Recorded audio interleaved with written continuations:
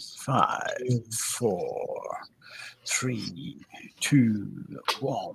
We have liftoff. And no views. We're all here on our own. They've all forgotten. Everyone's forgotten. Anyway, I'm going to start because I know there were 4 waiting on the live stream. Oh, there we go. 4 people have clicked in. Good evening, folks. We're back after our little holiday. Well, not holiday last week. I was suffering. I still am. We're both suffering.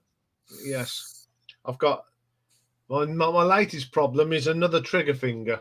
Look, that is well and truly. So guess where I've got to go? Nah, you're going where I'm going. I'm going to see the physio on Monday. Yeah, I'm going to go and have another steroid injection, but I'm not quite sure because the physio is quite busy. She's booked solid for a couple of weeks. So anyway, enough of my ailments. Good afternoon, Mick. Afternoon, Mick. But that one's really bad now because I woke at night. She suggested I have to strap it to the other finger. Evening, Richard. Oh, he's been tuning in. He likes the pre-track show when we talk nonsense. That's all the time. Busy old week for me this week. As you noticed, I was at a concert on Saturday, so I was busy filming that and meeting lots of new people.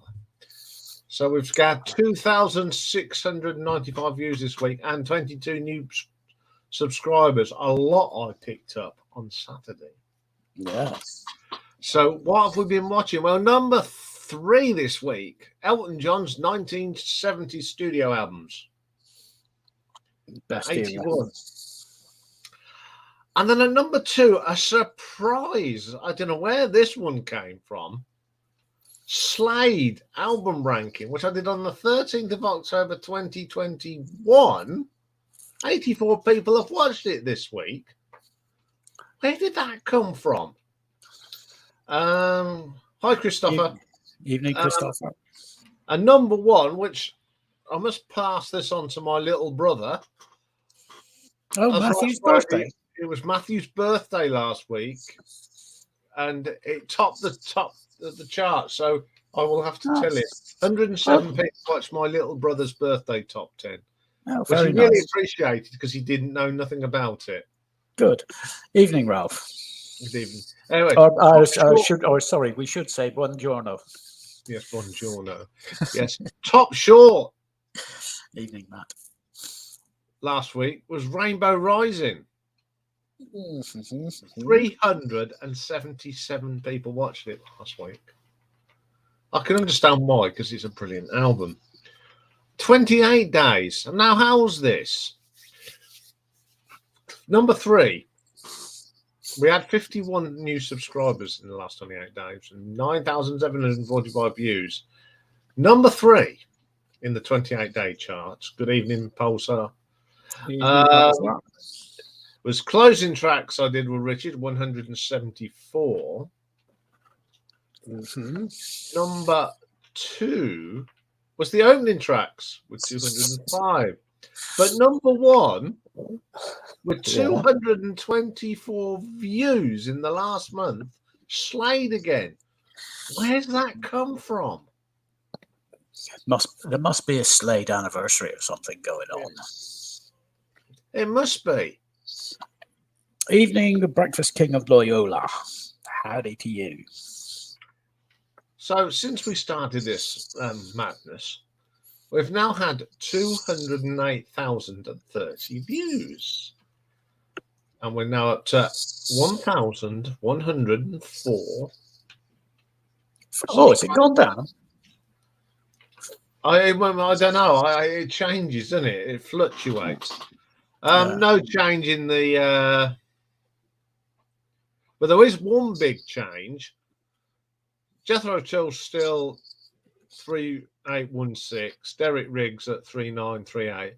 But Quo has gone up to 7,046.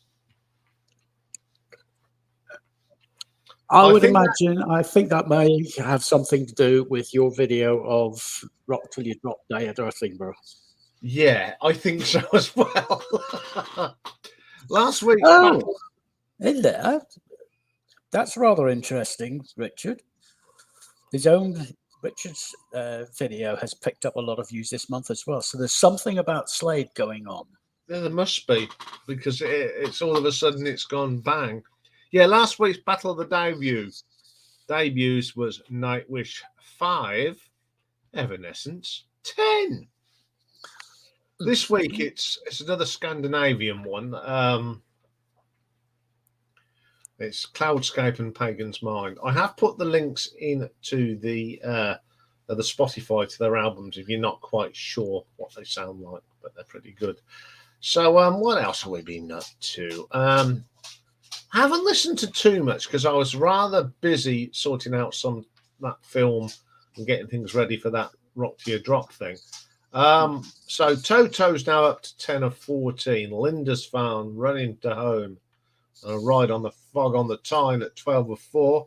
Fila Kute is at 10 of 26.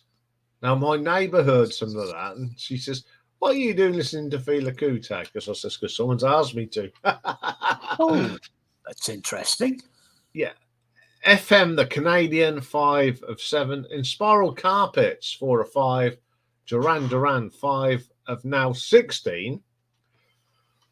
Praying Mantis, 5 of 6. And Cardigans, 3 of 6. So we're getting on. No completed ones this week. Well, You wonder yes, what we I'm did. doing? I'm breaking up Rocky's dental stick because he won't have it whole. Well, He's a we bit did complete some stuff, but it's nothing they're, to do they're, with. That's a they're surprise. parts. Yeah, they're it's a multi-part story that we're working on at the moment. Yes. We have completed some stuff. So yeah, that's the end of what's been happening. So it's now hatches, matches, and dispatches, and I do believe we have some matches. Yes, Some significant matches that happened this day. So it's over to you. yes. Well, Okay. So because we missed last week, it's there's 2 weeks of dispatches. So starting with the 17th of August, we lost Walter Aipolani, a Hawaiian American singer, songwriter, and guitarist. We also lost Bobby Eli, an American guitarist with a group Mother, Father, Sister, Brother. They were a studio group. He was a songwriter and a record producer. And on the same day, we also lost Gary Young, an American drummer with the band Pavement. The 18th of August, we lost Ray Hildebrand. He was an American singer and one half of Paul and Paula, and was a songwriter who wrote the songs Hey Paula and Young Lovers.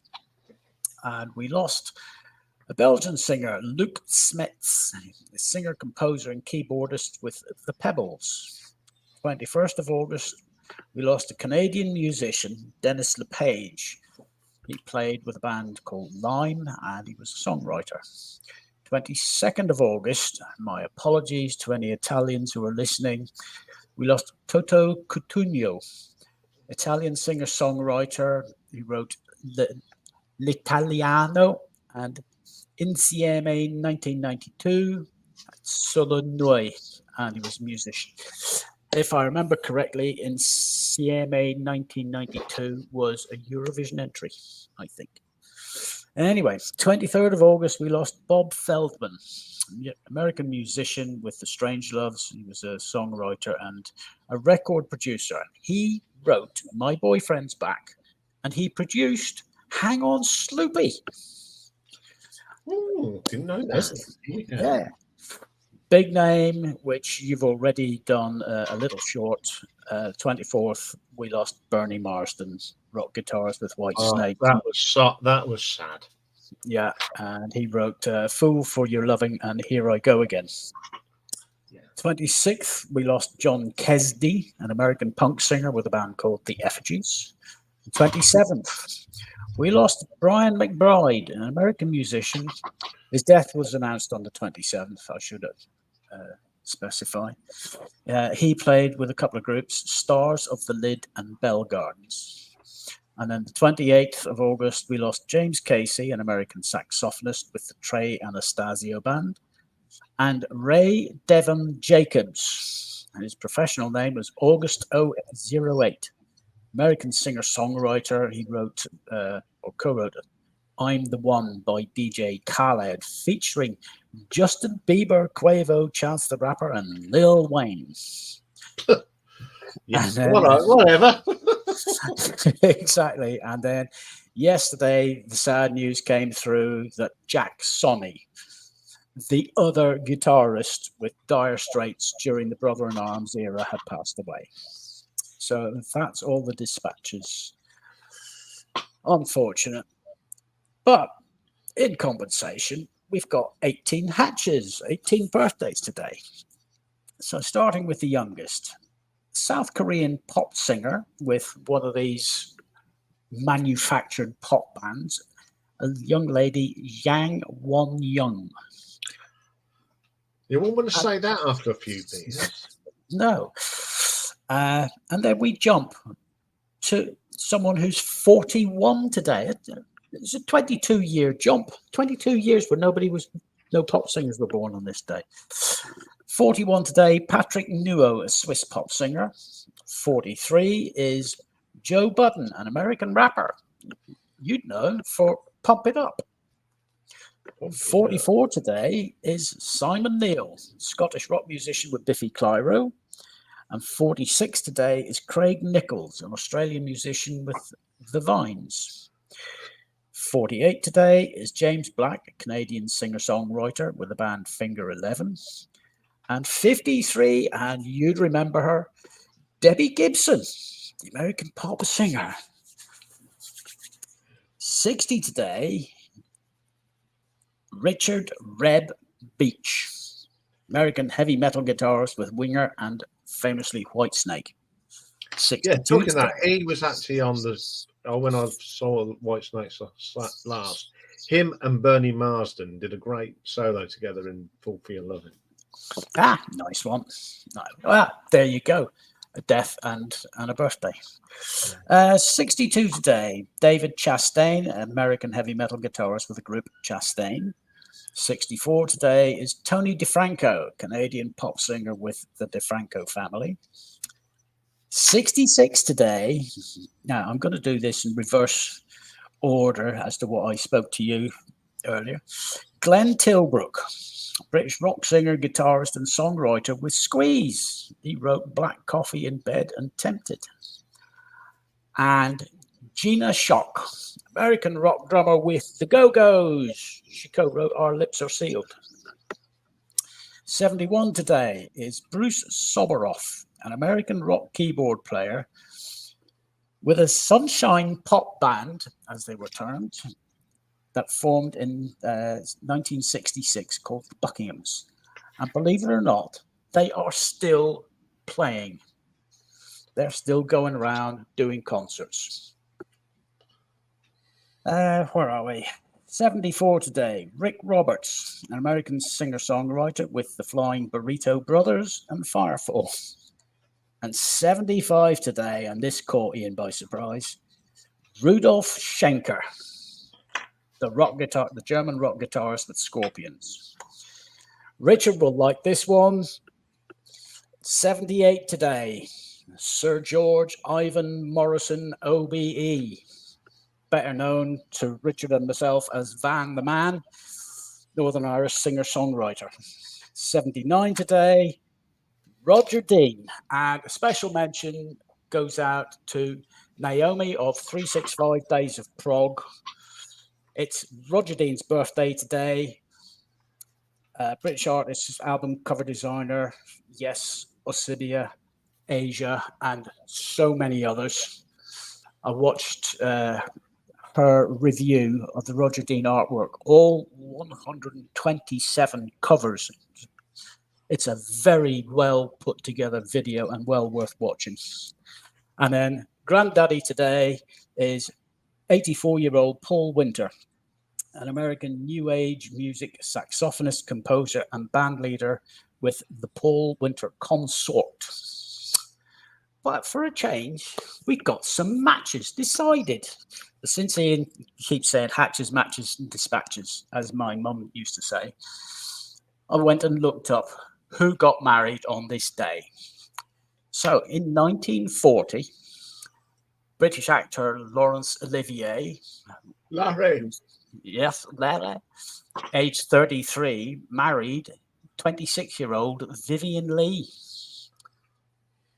That's in 1940. In 1991, Jan Berry, aged 50, he was one half of Jan and Dean. He was the surf pop vocalist.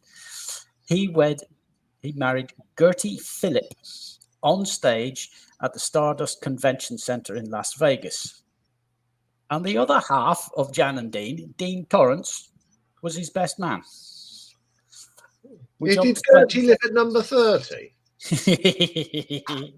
I don't know. But Jan was 50 whenever he married Gertie. Jumping to 2014 with a pair of weddings. Jenny McCarthy married American singer and actor Donnie Wahlberg. And Ashley Simpson, she married Hunger Games actor Evan Ross. I bet they're split up now. No, they're still going. They're still going, yeah. As is 2019 couple Ellie Goulding, who married the British art dealer Caspar Joplin. Oh, Caspar. Yes. Caspar, the friendly art dealer. Yeah. Anyway, so there's a bit of a giggle for you. Hatches, matches, and dispatches all done for this week. My apologies, no quiz this week. Head wasn't in the right space. I couldn't actually come up with something. Anyway, let's have a look here. Who have we not said hello to? Mike Vinyl Spiral, Stevie's Vinyl Cupboard, Simon Vinyl Dade, Record Hound. Who else? Matt, Christopher. Yes, Richard, grubby old git. Yes. Right. It is time for what's coming on next week. And there you go, young sir. You are now full screen. Okay, so what have we got for you next week? Usual sort of bundle that I've put together for you. So Monday, we're carrying on with Elton John, and probably my least favourite period of Elton John. But anyone's wearing a boater like that needs to says it all for the 80s, doesn't it? This is 80s albums. Classic albums. We've done some reggae, so I'm going to do some blues now. So we've got a month of blues. And these are all albums that were in a poll for the Jazz Fuel that was done in earlier this year. And I've gone for the top 4 albums, and I'm doing them in reverse order. So the first one is John Lee Hooker's Real Folk Blues. Now, John Lee Hooker is one of my favourite blues musicians. So that was easy to do that one. I love that album. Tuesday, we're going to do a bit of a tribute to Randy Meisner, the bass player of Eagles. Mm-hmm. So we're going to do that. And then we've got a really good, fun retro ranking next week. Sci-fi, the top 10 TV themes of some of my favourite sci-fi programs and that sort of thing. So there's going to be a bit of going back in time on that. Hint there. Wednesday, Marathon Day, we're going to have another bluesy sort of one that we're going to do. Government Mule, which was the sort of shoot off from the Allman Brothers. Pretty cool band. If you like your blues, you're going to love these. I love this band. They are fantastic. Thursday, we've got a month to go before the Battle Royale starts. So we thought, Dave and I, why not put the rest of the viewers' picks that we did before? So these are not technically debuts, but now this is from Pulsar. And he says, why don't we put Selling England by the Pound by Genesis up against Hero and Heroin by the Strawbs? What a tough one for me, because these both were my number one picks when I ranked them. Yeah, It's going to be tough. That one is. it is, Pick a but mix. I think I know where your heart Yeah, lies and where you're yes, going to you go. know where my heart lies with that one. Pick a mix next week. We're back down having a walk down memory lane, and we're going to the 7th of September, 1970, which will be an interesting one. There's some really interesting tunes in that top 10. That takes us to Friday, another triple header. Now, this the live album ranking is a reviewer's request. I do believe it was Mick, but I've got no problem doing this one because this is my favourite Southern rock band. I've actually now watched the movie that movie that they made. It's absolutely brilliant. So we're going to do some Lynyrd Skynyrd live, include all the albums. Doesn't matter who's in the band, the music is still good. And also, we are going to. I'll be reviewing the last album that actually Gordon had got all ready to go. He knew exactly what cover he wanted and what songs and where it's going to be recorded. And it's Gordon Lightfoot at the Royal Albert Hall, and it is a fantastic album. It's a must if you're a Gordon Lightfoot fan. And why is it being done now? Because I forgot about it. Yeah, I'm sorry. I had to get that one in. All right, go on. Sorry. And a new album from the Pretenders. Now, I wouldn't thought I'd be saying that, but we've got a brand new album from the Pretenders, and it's called Relentless. It's out tomorrow, so I've got lots of listening to do, but I do like the Pretenders, so I'm quite looking forward to this. I've heard 2 tracks, and what I've heard so far, I like.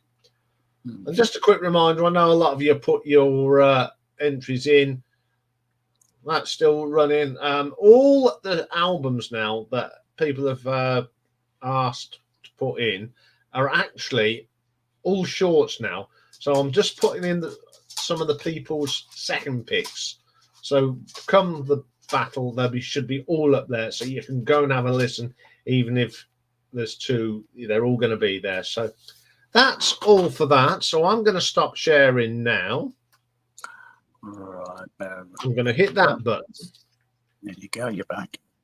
And then I'm going to go there, and I should be back on screen. Yes. So, hello. Hello. Welcome back.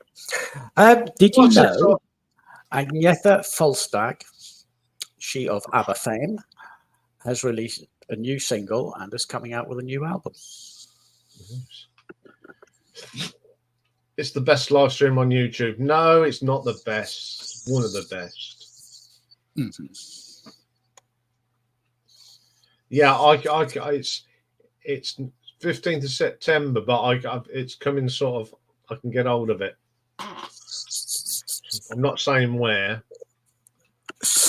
Not saying who, what, where, when, or how. No. Gosh. So that's all that. Last Saturday, I was doing a bit of a quote thing. The video's up. I'm so pleased with the sound I got on it. In fact, it's so good. The people that. Oh dear, Rishi Blackmore's on the floor.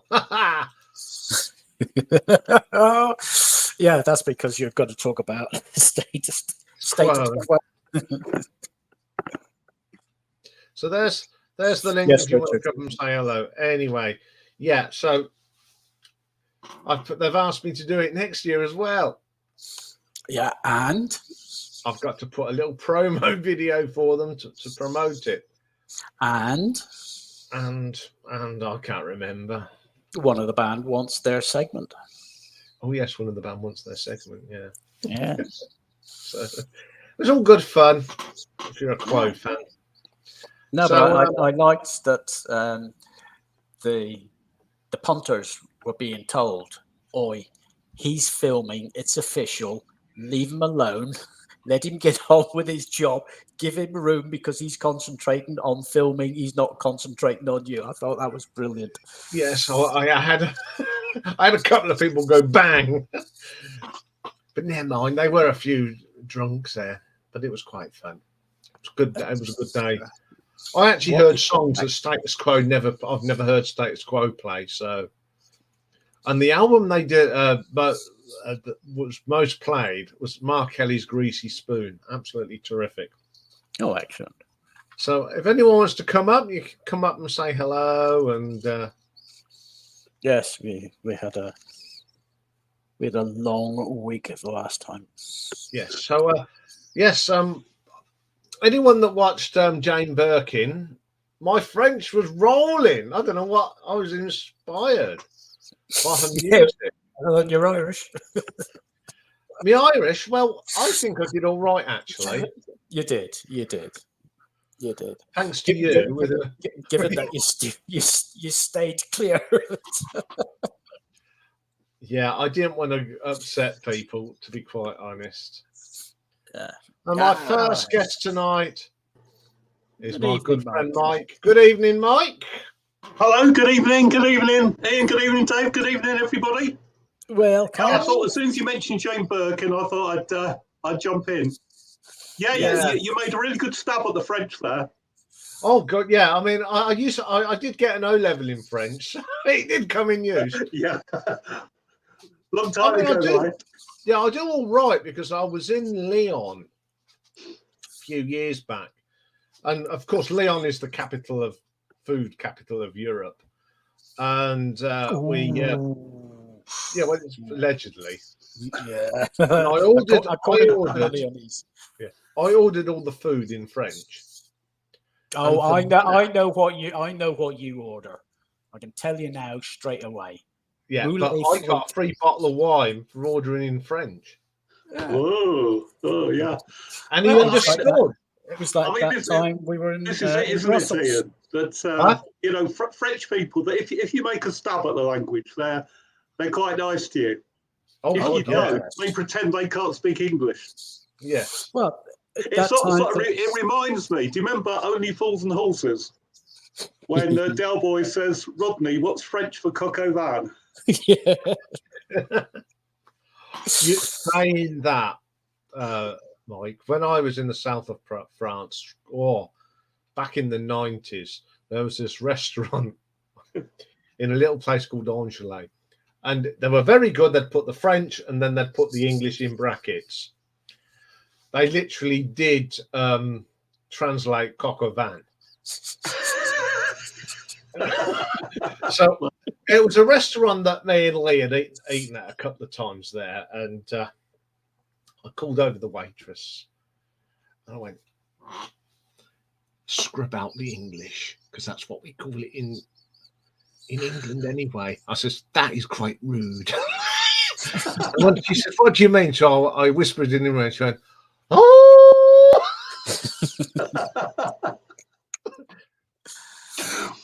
Yeah. Oh, nice one, Stevie. Oh, yeah. But that's interesting. Yeah. No, I was thinking back to the last time we were in Brussels. We stayed at that very nice little hotel, but we were in the middle of the food area, and we went round to that little French restaurant, and we ordered in French, and we got a bottle of wine, and we got a free dessert and coffee and a little snifter after for free, because, as you say, because we ordered in French. They love it whenever you do that. Yes. Yeah. Anyway, going back to your Jane Birkin song ranking, I thought that's pretty good. I think that the trouble is that you can't get hold of a lot of her albums nowadays. No, not even on CD. No, I've got this sort. I think it's called the Anthology. Mm-hmm. It's a 3-disc thing, and it's got all them songs. To be quite honest, came off them because there's nothing else I've got, and it was just. But I thought I'd be a clever clogs and find exactly what albums they come off, instead of just they're off me greatest hits album. But it's a great box set. It's one of them Sunday morning albums. Her music is, but I think she had a unique vocal. Oh yeah. She's unmistakable, isn't she? Yeah, there's no one else that can. No one could copy her songs. No. You're right. Actually, there's a really good album of hers that I like, and it's called Rendezvous, and it was. Mm-hmm. I think it was either late 80s, early 90s, quite late, but it's a whole load of duets that she did. And reissued 2004. she did one with Brian Ferry. Yeah, she did Mickey 3D, Alan Chamfort, Brian Ferry, In Every Dream Home a Heartache. That's right. Yeah, that's a Roxy Music track. Yeah. It came out in 2004. Oh, I see Rob's being his usual self again. Yeah, because she didn't come from Manchester. Yeah. Yeah, not all the best singers in the world come from Manchester, you know. But none of them do they? No, not really. I think they had one, and his name wasn't Liam. Oh, speaking of which, I was talking with Iain earlier. We've got a little local festival going on next weekend, Saturday and Sunday, called Eats and Beats, and they're celebrating food and music. And we have the Answer coming to play a set to close the whole shebang on Sunday. Whoa. So you going? Too damn right I am. We want some pictures, you know. Oh, sod that. I'm going to be stuffing my face with all this food, artisan food that's going to be floating around the place. And they're not on till they're only doing a 45-minute set, but that should be enough because I think they're just doing sundowners. Yeah, I haven't seen anything, Christopher. I've been rather busy today. I'm doing some stuff for another video on a concert that I'm going to have a bash at and rehash. Plus, I was getting stuff ready for tomorrow and next week and all that. And I've got to do blimey! I've got my covered album. Oh God! Newcastle are going to face PSG, Dortmund, and AC Milan. Oh, good luck in the Europa League then.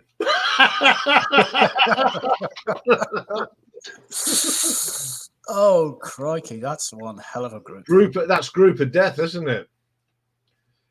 Yes, definitely a tough group. Oh, yeah. You just can't get any. Three of the top teams in Europe and Newcastle. Yeah. I mean, they might be lucky, even to make third. Let's see. No, that can't be right. It's all these teams that got to go to Brighton. I bet they're looking where it is on the map. Brighton and Hove Albion. Where's that? Because if they fly in, they've got. They could they'd have to fly into Gatwick and then come down on the M23, wouldn't they? That'd be a fun ride for them. Yeah. Anyway, I saw that new thread that's going round, the one that you did, Mike. The I only need the one album. Yeah, I've put a list together. I'm going to probably record it on Sunday.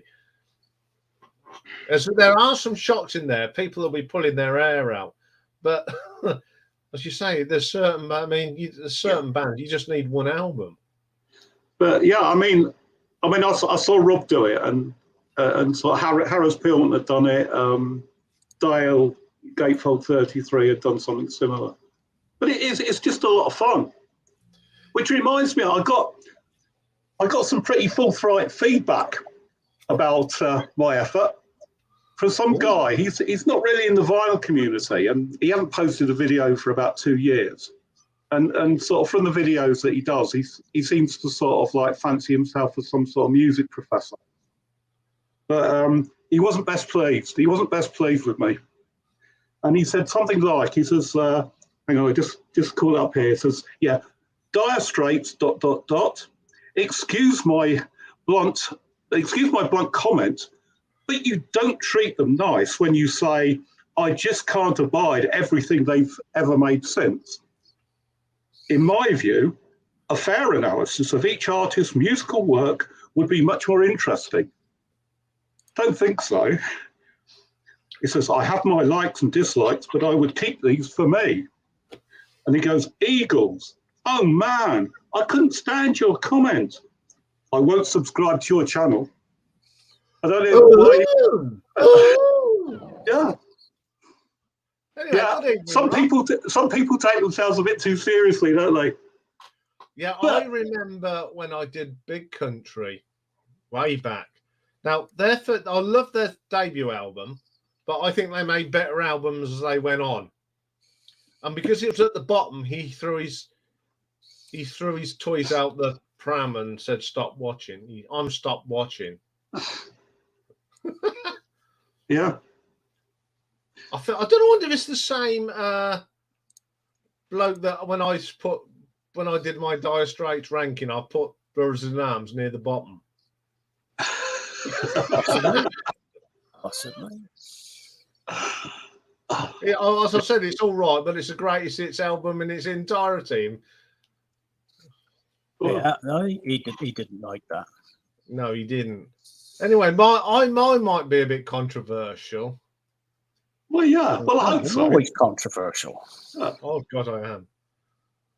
That's the whole point of it. I mean, some people take this very personally. You know, I mean, I'm sure if sort of I'd said it to Mark Knopfler's face, you know, I wouldn't have got quite such a sort of like negative reaction. No, but I actually said I really like the first album. That's what I said. You know, I mean, what more can you do? Just be honest about it. Yeah. But you know, and I see Rob sort of immediately broken his Ian Jury one album rule. Yeah, I've got it twice, haven't I? Yeah, I know. Yeah, and what's with all the Zenyatta Vendetta, I should say. I mean, there's a lot of very, very desperate people in the vinyl community. And Yeah. one of the most desperate people in the vinyl community is Norman Maslow, because he's done the most desperate thing that anybody can ever do, and that's he's done his Desert Island Disc video. I've not seen it, but he did he put a video up this morning. Saying sorry about the BBC.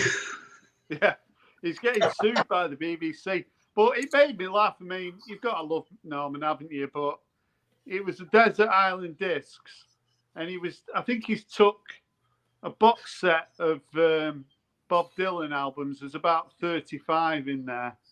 So he's taking that with him. Yeah. I am a big fan of the Smiths, right? But if I'm stuck on a desert island, I do not want to listen to Morrissey. So anybody who's taking Morrissey on a desert island, you're going to be depressed enough already, aren't you? Exactly. You wouldn't take a Nirvana album either, would you? Really? Say that again. You wouldn't take a Nirvana album on a desert island, would you? No. And I must admit, there's some of PJ Harvey's that I would leave at home. No. Well, yeah, I agree with you. Yeah. Did he take a Neil Young box as well? Has he? Yeah, I think it was all sort of CD box sets it was taking. So I think it probably added up to about 200 CDs in the end. Yeah, that's a cheat. That's a cheat. Yeah, it is a cheat. I know. He might as well have said, I brought my laptop with me with all my music downloaded on it. Yeah, exactly. What I'd love to know is where's he going to plug it in? I Whenever the battery runs down. Yeah, I mean, you've got to leave reality at Yeah. the front door, haven't you, when it comes to it? But I mean, just to choose 8 that's what the actual program is on the BBC, isn't it? Yeah. With a luxury item. I'm more Luxury interested in item like and what the the Bible. luxury item's going to Yeah. be. 'Cause I think my luxury album was Alwynton would be Chassis Road Coffee machine. That's what Mazzy chose. I mean, obviously, I'd want to take a mirror. Well, taking the CDs, he's crafty. Taking the CDs, they can act as multiple mirrors. Exactly, yeah. But I was thinking like something boring, like either a football, because I could just practice juggling all the time, or like playing cards or something like that. I don't know if anyone can be a bit more original than that, in the comments. I'll tell you what I'd take, a cricket ball and try and learn the art of leg spin. Yeah, on a sandy pitch. Yeah, that's going to be interesting. Yeah. Well, just getting it's not the bowling's all right. It's getting your fingers round the ball to do the flipper and the slider. Yeah. With your trigger fingers? No. I think that's why I've probably got trigger finger because I was a medium fast pacer. And I could bowl out the back of my hand, which probably has not done my hand any good. No. Yeah, as Simon's right, take an iPod. You can take all sorts then. I would take a couple of I'd take Status Quo from the makers off because it's got all the stuff I like on there. I'd take Mike Oldfield box because you've got Tubular Bells, Surge's Risen Dawn. No, but you're cheating it again. That's a cheat. But I'd take Slade Alive. 8 discs. Yeah. Slade Alive. Yeah. Seconds Out Genesis. Oh, what else would I take? If I'd have to only could take one Quo album, I would take Quo. Last week I can't remember when I think I bought it on Monday. I can't remember. Anyway, so I bought this. Right, hang on. There you go. Oh, Rush Archives. So that's got 3 albums. So I don't think I'd take this, but that's a cheat as well, isn't it? Yeah, that's the first 3 albums. Yeah, but that only cost me £8. I thought that was pretty good. That's really good. I don't think I've seen that before. Stevie, how about a book on boat building? Yeah. I mean, it is a fun exercise, but I mean, I think personally, if people know and watch your channel, they can guess what your desert island. I think if you're new, like Mike, you're relatively new. Yeah. You could jump on the bandwagon on that, and there might be quite a few views in it for you. I mean, people jumped on the 10 records that they listened to, and they picked up a lot of views, a lot of subscribers. Yeah, that's right. Yeah. In fact, it's about a quarter of all my views of that video. Yeah. So if there ever becomes sort of some like a hot topic like that, I'm not sure whether it will be, but it's a fun one to do. Yeah, but I think it's got to be a bit different. I mean, if it really was sort of like Desert Island Discs and it was just sort of 8 tracks or 10 tracks or whatever. Yeah, it's that might be a bit more interesting, a bit different. Yeah, because we're always talking about the albums that we like and we put them in a ranking or whatever.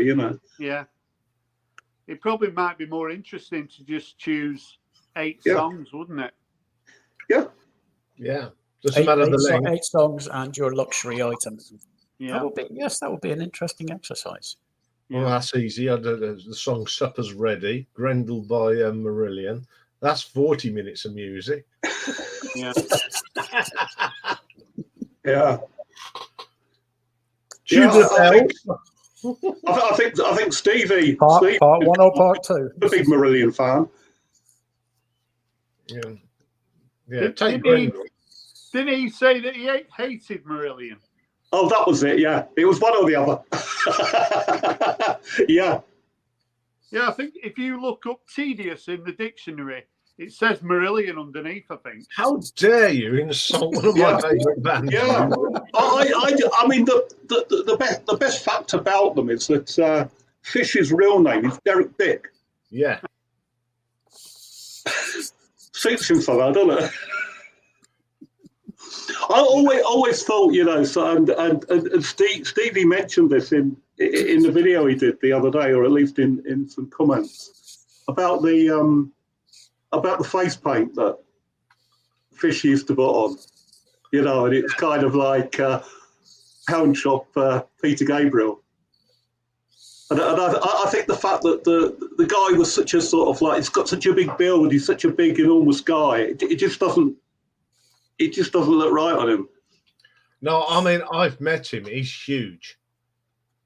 And he's got, you remember Pat Jennings, the goalkeeper? He had huge hands. Yeah. Fish has got as big hands as Pat Jennings. They are huge. Oh, God, yeah. Apparently Fish suffers with his back now. But then when you're this 6 foot lanky bloke, I mean, he's got to be 6'5".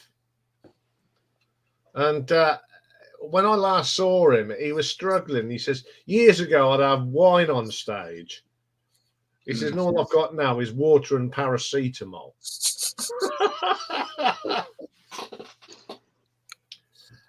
Well, yeah, I mean, Freddie Mercury, whenever they were on stage, he used to have a mug of tea.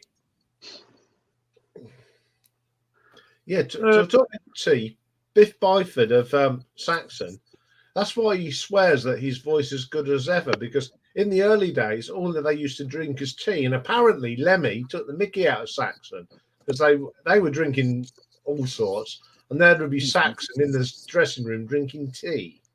Yeah. All right. Relaxes the muscles and the vocal cords. Can I ask Mike a question? Go on. So, Mike, have you ever been record shopping in Sheffield? Not really, no. I went there. There's some good second-hand record shops. I remember sort of, I mean, it's quite a few years ago now. I went on some sort of course or some sort of day out to do with work.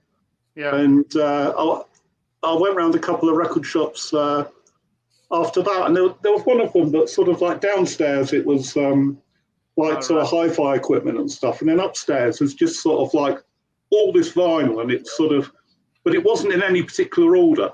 No. But it's the sort of place you could spend hours. But why are you asking then, Rob? No, because on Tuesday I went to Sheffield, and I went record shopping, and there's a shop called, I think it's called the Record Collector, and it Richard Hawley's regularly in there, and I think all right, the Comsat Angels used to go in there, and when Gomez were in university in Sheffield, I think they used to go in there with sort of cassettes, and they got passed on to Jarvis Cocker, and but it's a really good shop. That's where I got the Rush archives for £8 from. All right. So, next door's a CD shop, which is part of the same sort of outlet, if you like, and they've got, it's a really good sort of CD place. Because I was after getting some Sparkle Horse, and I managed to find a CD by them in there. I want some vinyl by them as well. Yeah, I think they've got something coming out. They soon, Sparkle. Yeah, they have. Yeah, it's. I'm not sure if it's rarities or something like. It's coming out at the beginning of September. Yeah, it's sometime soon. I just remember seeing it. Yes, and it's not like a proper studio album at all. Yeah. Because he committed suicide, didn't he? Was it 2010? Did he really? I didn't know. Yeah, he had sort of depression, and I think he was 47, and he disappeared and shot himself. Oh, that's a shame, isn't it? Yeah, but yeah, I mean, Sparkle Horse are very much kind of remind me of like the Super Furry Animals, that kind of vibe, Flaming Lips as well. Yeah. But I really like them. But getting the vinyl's not easy. Even finding the CDs is difficult as well. Because Yeah. they never really had sort of tremendous success on this side of the pond, if you like. Yeah. But I really like them. Yeah, I think that's right. They're always a bit sort of niche, weren't they? Yeah, you never hear anyone talking about them, do you? No. No. So you heard it here first. Yeah. Oh, good stuff. Yeah. That's a good one for you to put on your. I think they did about 6 albums, Ian. There might be an interesting one for you to sort of. Yeah, I mean, if they're the Flaming Lips and Super Furry Animals, I'll probably like them. Yeah. I mean, I've never heard of them, to be quite honest, but if you say they're in that vein, and you do now and again, you do talk sense, so I'll go with that one. Yeah. So Dave, add that into the list. Sorry, who was that? Sparkle Horse. Sparkle. Yeah, I've got fond memories of Sheffield. I went, I saw Status Quo there on their Rock Till You Drop, and I went on a youth conference up in Sheffield, and we stayed at the YMCA, and the nearest pub was called the Mucky Duck. Right. And we went in there, and I said, "That's a funny name for the pub." And the landlord said to us, "It was the Black Swan, but everyone called it the Mucky Duck." So I went to the brewery. Let's change it to the Mucky Duck, because no one calls it the Black Swan. It's always called the Mucky Duck. And he didn't think they'd let him do it, but they let him do it. And he said, it's just been great ever since. You know, everyone loves the Mucky Duck. Yeah. I mean, for years and years, throughout the sort of 80s and 90s, Leeds didn't have a big venue at all. Yeah. So any sort of like any sort of big band would always come to Sheffield. Is the Town and Country Club still in Leeds? No. Because I've been there a few times. It must have been in the 90s. Yeah. I've been there a few times back in the day, but the best venues are sort of really. I mean, Broodnow Social Club. I really love it. Yeah. But really, even in the main room, you've only got about maybe 250 people max. Yeah. So there's obviously Leeds Arena now, but then there's the O2. Yeah. But back in the day, they used to play at Roundhay Park, didn't they? That's right. But that was just once a year, Bruce Springsteen. That was just one or maybe 2 a year. Genesis played there. Yeah, they did. Yeah, Michael Jackson. Yeah.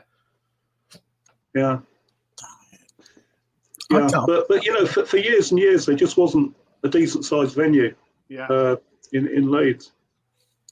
But we're quite well served now, and the smaller venues are really, really great. I mean, Belgrave Musical, I really. You're quite a regular gig goer, aren't you, Mike? Well, I haven't actually been to a gig for about good sort of like 8 or 9 months now. Right. But yeah, I mean, I would go to sort of maybe sort of one a month, or maybe even more frequently. I mean, because during the summer you tend to get less gigs on because they're all doing festivals and everything. Yeah. And then you get to the autumn, and then after Christmas again, you tend to get some good bands. But there's stuff coming up that I really want to see. Historically, you used to get a lot of sort of albums released in September, didn't you? So a lot of tours in November. Yeah, that's right. Yeah. Yeah, so I've not been to a gig for a while. I saw Kurt Vile last summer, and Hamlet Sniffers again last summer. Yeah. But since then, no, I don't think I've been to one. I noticed that Mike, the Vinyl Policeman, gave you a shout out, didn't he, on his most recent video? Oh yeah. How many subscribers did you lose because of that? Well, actually none, but I can't say Gay did it. I'm not going to diss Mike because I love him. He's great. He's a lovely guy. I watched his video and he started his video. It'd been up for about 4 days, and it was funny because I was watching it and he was promoting Ben Rankin because he's not been so well. Yeah. And he said he's stuck on 417 subscribers, and this was 4 days into the video. So I went to Ben's channel and he still had 417 subscribers. So it just made me laugh. Yeah, I think the problem is, Rob, that when you sort of get to a certain point, that everyone that you subscribe to subscribe back. Right. So if somebody like Mike sort of says, "Oh, come and exactly, have a look at Mike's channel," well, the people that watch him watch me anyway. The secret is you don't want people to watch your channel who are subscribed to you. Yeah. Because how you pick up subs is people who aren't subscribed watching. Oh, well, it sounds obvious, but that's how. Well, yeah. I mean, if you want to build it up, hi, Stevie. Either that, or you do desperate things like Mike in his cupboard and just put a load of shorts out and more or less buy subscribers. I don't know. His last video was pretty good. 37,000 views on some Who video or whatever it was. Oh, your record room. Who's that one? Was that? I thought that was brilliant. What was it that? I went. This sounds like jealousy. 7,000 views on it or something. Yeah. Yeah, I got 2 of those. Yeah, no problem. Yeah. yeah. I like your last one, Stevie. Thank you very much. The best. I don't know who said it, but sort of like they didn't really like being shouted at by Gandhi.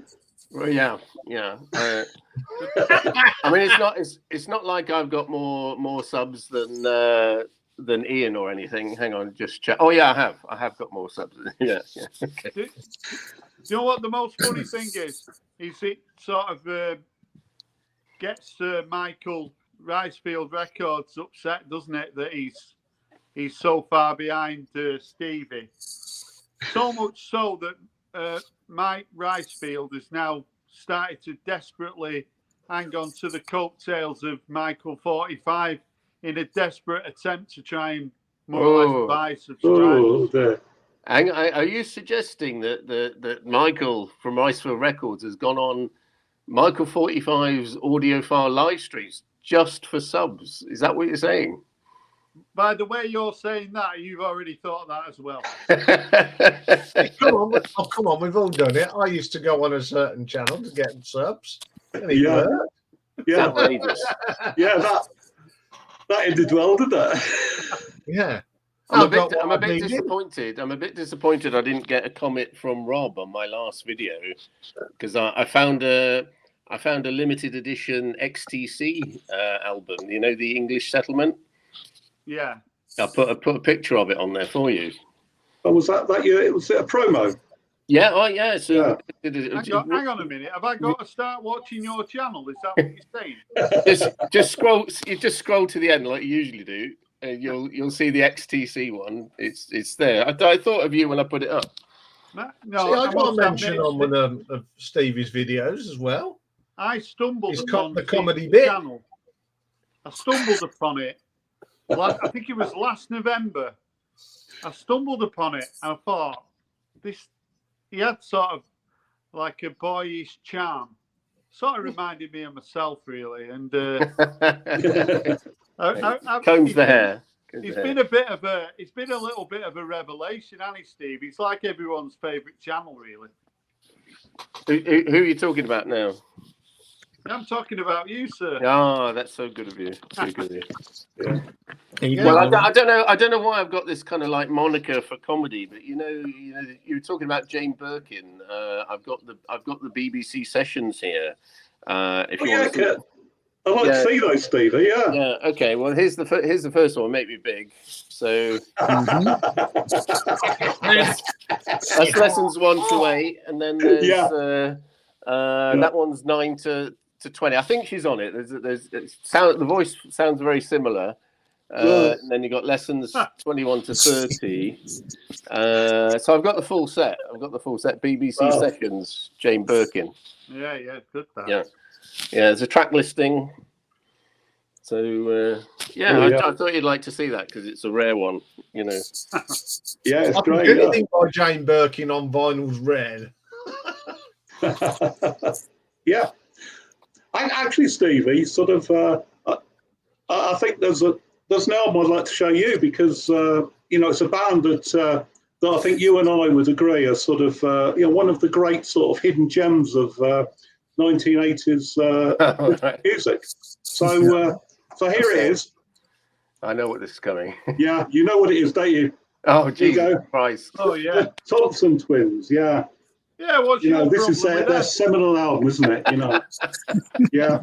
What's your problem? And that's the title of the album, really isn't it? Witty people, weren't they? They're really witty people. You call yourself the Thompson Twins because there's 3 of you. Ha ha ha. Well, they're the sort of band. They're the sort of band that I think Peter Powell would like.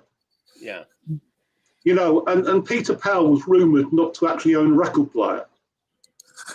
So anyway, Stevie, if you want it, just give me a shout and it's yours. Nobody has my address. Well, nobody. I told you that I didn't think that PC31 had my address, but he still got that bloody Springsteen album too. He didn't. Somebody grassed you up. I was grassed up. Yeah, it was either Nick or Berwickshire Mike, I reckon. Yeah. Right. But the irony there is they were a trio, but then didn't the guy leave, and then they genuinely were a duo. Yeah. Yeah.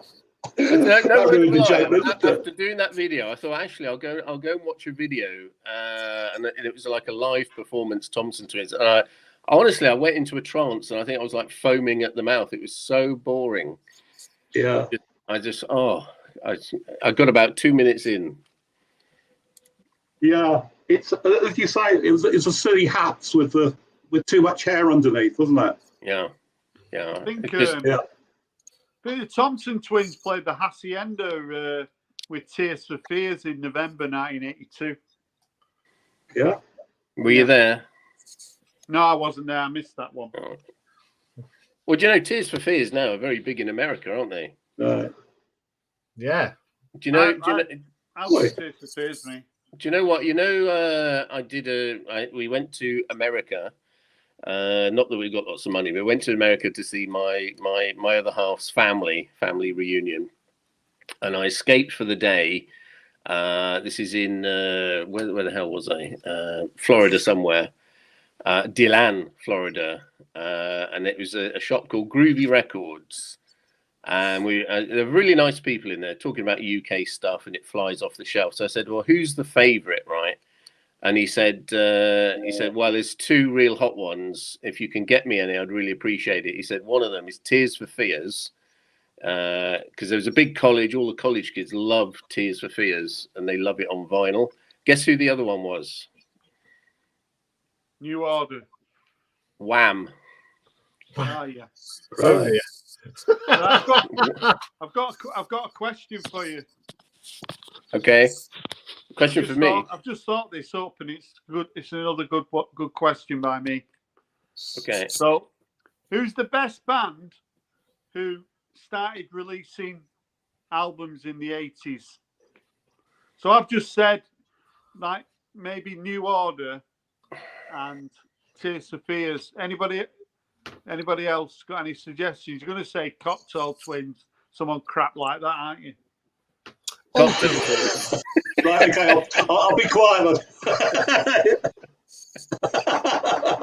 I don't know. I've had to think about that for a long time. Big Country. Yeah, we said good bands. Yeah, Christopher said Iron Maiden. Yeah, right. When was their first release? In 1980? 1980, yeah. Yeah, I think you two before. You two, I think maybe 78, 79. 79 their debut was, something like that. I think October was 82. Yeah, 81 October, I think. Yeah, something like that, weren't it? Another Marillion. They started in the 80s. Yeah. Who have you got, Mike, as a suggestion? I'm trying to think. Everyone I can think of probably released albums in about 78 or 79. What about REM? Do you like them? I do like REM. Yeah. Look, I think. I think I grew a bit tired of them, though. You know, me too. A bit later on, and early REM is for great. a while they were pretty good, weren't they? I think they're reissuing sort of the later albums, aren't they? And those later albums are pretty turgid, aren't they? Really, you get people like Norman Maslow showing them like they're some sort of masterpiece, but they're pretty shocking, aren't they?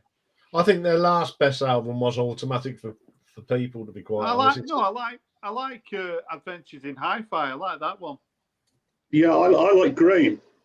Yeah, that's an earlier one, isn't it? Green. Yeah, that's a bit earlier. Yeah, very underrated album. Green is. Yeah, Dire Straits. No, they were 78. They started. They started. Yeah. We've got the Style Council, of course. They're the greatest band of all time. So you know. They're only the band Jam could have been. Yeah. How could Paul Weller go from being in doing the Jam to that? Hello, you changed places. Yeah. How can, as I was saying, Paul Weller go from playing brilliant to naff, just like that? Yeah, no. Well, what was naff about the Style Council? They were everything. Great. No. But Paul Weller had a very, very tough time though, didn't he? After he left the Jam, he went all a bit downhill, and he was like on his own with the acoustic guitar playing. No, hang on. That's entertainment stuff. You're rewriting history, you know. I can address this. Put you right if you want. Well, you know what I mean. He had a bit of a lull before. Well, the Style Council were really sort of successful in Japan, pretty successful in the UK. They must have had top 10 hits. But then obviously we know the story about the album Jerusalem, or is that what it was called? I can't remember. Like that final album that got shelved. And then, he was a little bit in the wilderness. But he came back with some great albums. Certainly his first 3 albums are great albums. Yeah, he's had peaks and troughs since, but he's never been someone who sort of played the game, the media game. He's never been on talk shows. He could have been sort of a darling of the media, but he sort of chose to sort of all about the music, really. His highlight was, I think, Royal Albert Hall, wasn't he? Playing with Pete Townsend and The Who. All right, okay. That was one of his ambitions, I think. Yeah, I've noticed something with you. After about 15 minutes, he ends up talking about The Who. But he never got to play with Status Quo because he was a huge fan of Status Quo, wasn't he? Yeah, he was a big fan, yeah. I mean, I've seen him at Quo gigs. Mm. I've seen just walking around. He was just First, I saw him at Wembley Arena, and he was just there with a few friends having a beer. Yeah. And everyone sort of knew who he was, but they just let him get on with it, having a beer. Yeah, that's good, isn't it? Yeah, it's just there's Paul Weller. Oh, he's a Quo fan. I think he's a big Quo fan. He's mates with Rick. Yeah. But he's not hanging out. He said he'll probably see him later, but he'll watch the gig like a normal person, then go and find Rick. Can I ask Stevie another question? Okay, here we go. I know that you're struggling for content, but I'm just curious about what your next video is going to be about, and then I can sort of set some sort of timer. All right. Well, I was gonna do it, but I've been doing some decorating, stripping off very stubborn wallpaper that wouldn't budge. I know you don't want these salient facts, but no, the next one I'm trying to touch base, okay, with some of the people, because I haven't done a lot of threads or competitions, so it's another thread. I don't mind being out of time with threads, but this one, it interests me. I know a slightly different approach. I won't give too much away, but it's the you did one, Rob. It was a bit boring, but you did. It was a good effort. It was the 10 albums I listened to, or 10 albums I pretend I listen to the most, something like that. Yeah. And but because I had a long gap, a long break when I stopped listening to music, I couldn't really do that one. So, but I'm going to do significant ones throughout the years. Is that okay? Sometimes you wish you'd never asked a question. It'll be just as interesting as my last video. So I'm guessing you're going to show Quadrophenia then? No. See, you're completely wrong. You got it completely wrong. It's really what I should title it is 10 albums I could never have listened to the most. Yeah. But some I did, kind of thing. I'm predicting Cocktail Twins, The Cure, Echo and the Bunnymen. No, none of that. Marillion? No. Have you bought some new records or something? I have. I've got a carrier bag here. This is what the show's all about. All right. Well, so shut up, Rob. Let me show the records. Yeah. Okay, make you big. Right. Yeah, make him big. Make him big. If anybody's interested, I've just got 1,000 subscribers, but no need to congratulate me or anything like that. Oh, congratulations! You've got miles more than that. Well, it's just it's the shorts. They're like the crack cocaine of YouTube. Anyway, more on that later. Okay, I've already got a copy of this, but I bought another copy. Looks in good condition. That it is in fabulous condition. That's why I bought it. It's $6.99, I think, that one. Yeah, that's a good price. No, that's why I bought it. This one I didn't know if I had it or not, but I don't have it. I think this was another $6.99, also good condition.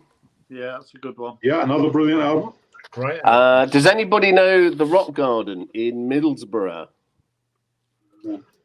No. No, deathly silence. Rock Garden, right? Okay. I'm making big again, Michael, because he'll get. Yeah. 1,000 subscribers. Come on, give me a bit of credit here.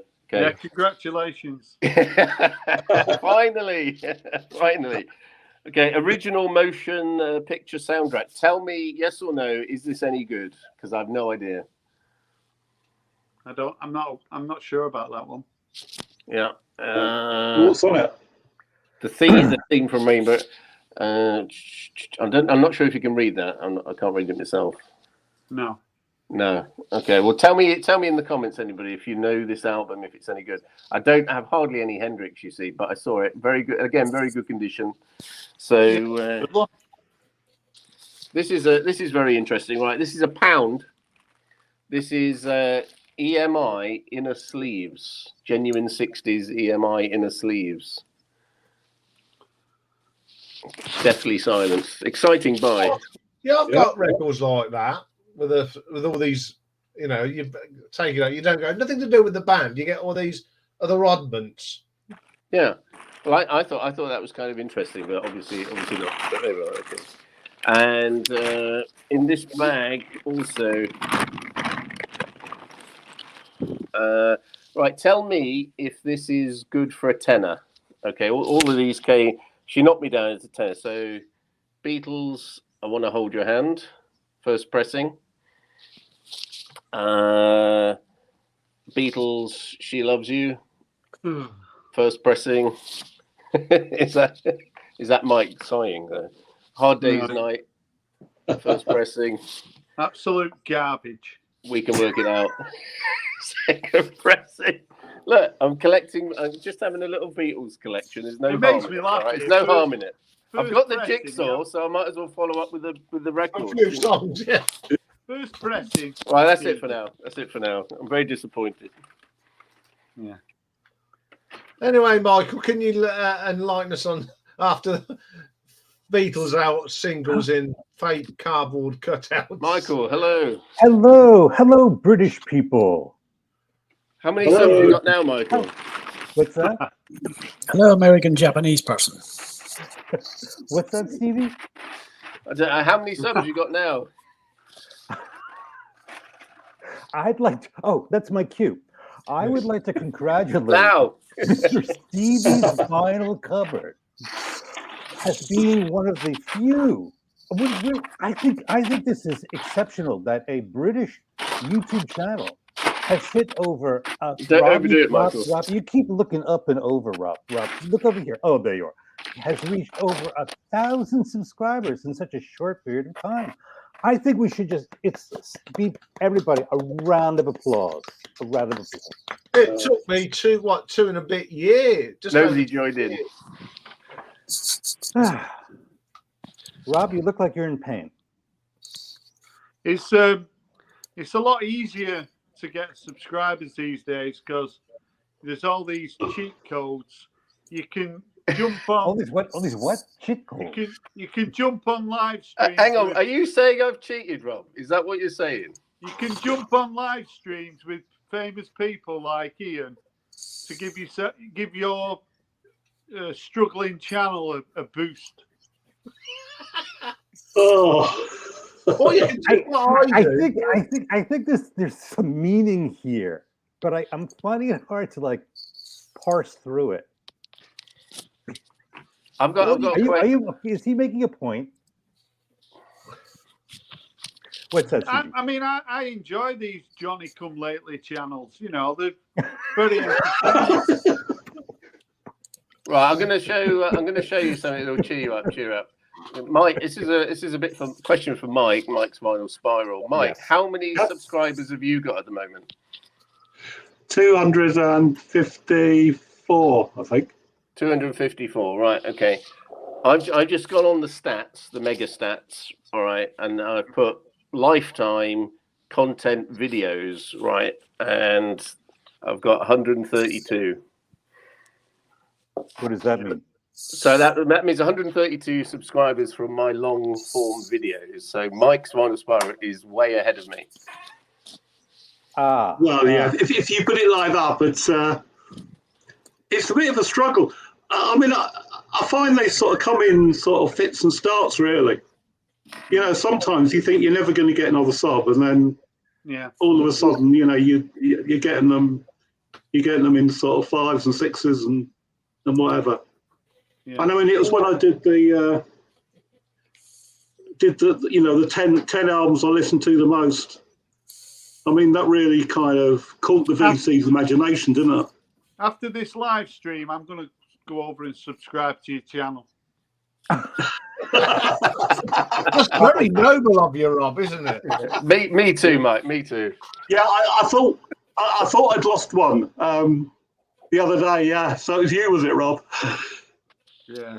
Well, I can say that I've when Mike first come on, after I went and subscribed straight after. See, that's loyalty to your fellow panelists, isn't it? But you do what I do Saturday: turn up to a gig in a Ranking the Obscure T-shirt, do a bit of filming, and pick up 20 subscribers just sitting around drinking beer and watching music. Yeah. It sounds like you had fun anyway. Absolutely, Rob. Right. Absolutely, Rob. Come at me. I just wondered what your sort of new strategy is with these sort of lavish appearances with our German friend. Lavish. Well, you see, Rob, I never had a bad experience with him, like many others. You know. Yeah. Like who joined another, who join other live streams, like yourself. You know the live stream that you're on right now, that you go to in the chat room on a daily basis, the one that you had the little scuffle with. Well, is that the one that you never watch? Yeah. I watch it after the fact, Rob. See, I don't stay late up at night, but I do go in. I do watch it after the fact, and then I write some comments. I think you'll notice that I drop into that, but 90% of the time it's like Mickey taking, isn't it? I do, but I wonder why you drop into it at all, given recent current events. Yeah. I think it's a little bit like a moth to the flame, isn't it, really? Yes. But unfortunately, yeah. Yeah. You do try to sort of wean yourself off, but, you know, it's like a car crash, isn't it? You tend to slow down. Yeah. But we need to spend our time creating new live streams. Yeah. That come on like this one, or anyone that takes a different stance and is fun and positivity. Yeah, I mean that's right. And you know, talking about Michael, I mean he's quite different, isn't he? You know, I mean, as an American, I have, you know, I'm not a particular fan of the sort of music that he tends to sort of talk about, and I can't really get into the audiophile stuff. But I think he's a pleasant enough guy. You know, I couldn't understand the controversy. I mean, I got Rob to explain it to me, I think, a couple of months ago, because I just didn't understand what was going on with Michael and those other people. You know, a lot of it's jealousy, I think. You know, there's a lot of jealousy in certain areas of the community. Yeah. I mean, Michael 45. He's had a lot of very kind of, quite negative kind of comments made about him, and I remember seeing his like 2 or 3 years ago. Started watching videos, and I think I watched one very old one where he's going into the Einstein shop. And he's like a little child, like a kid in a sweet shop. And I really loved his enthusiasm. And I really liked his videos. And I thought there's a lot of unfair criticism. And I've always thought, well, you know, it's your channel. You can do what you like with it. You know what I mean? Yeah. Yeah. I mean, that's it. I mean, I think that you don't necessarily have to like the content. I mean, I think if the person presenting it, you know, it's entertaining. If if they're telling you hang on a minute, something that you want to listen to, it's fine. He certainly isn't entertaining, so you can quit that. Is or isn't? I'm just in general, Rob. In general, you know, I mean, it's not necessarily, you know, sort of like what you like. He's as entertaining as who he's talking to. What? What? Well, you got to understand that he's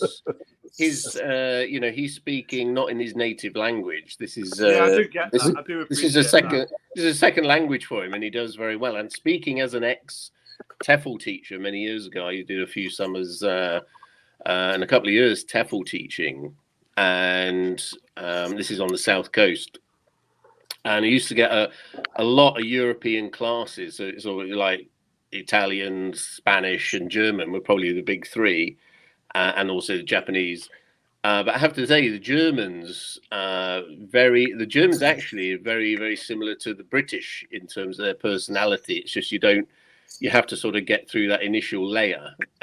So what the impression I get through him is very sincere and very genuine, kind of heartfelt guy. Yeah. I mean, he's reserved, isn't he?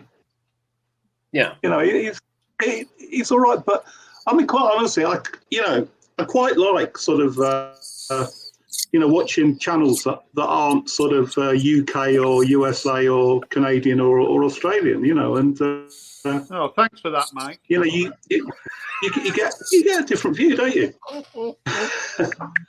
I have to say though, I saw Michael 45's stream the other day. And there's a guy on it, right? His collection is so big, he's got a ladder in the background. You're talking serious records when there's a fucking ladder behind, you know. Yeah.